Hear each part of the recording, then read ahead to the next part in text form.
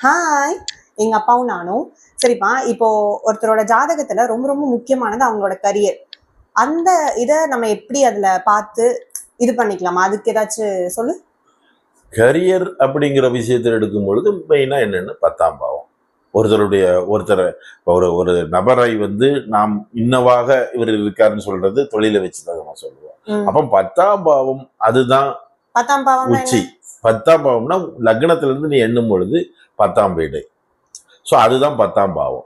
அப்ப அந்த 10ஆம் பாவத்தின் அமைப்பை பொறுத்து தான் அவருக்கு இந்த பிறப்புல அவர் செய்யக்கூடிய கர்மாக்கள். கர்மாங்கிறது என்னதுன்னா தொழில், அவர் என்னென்னலாம் பண்ண போறாரு, எதன் அடையாளமாக இந்த பிறப்புல அவர் இருக்க போறாரு அப்படிங்கிறத 10.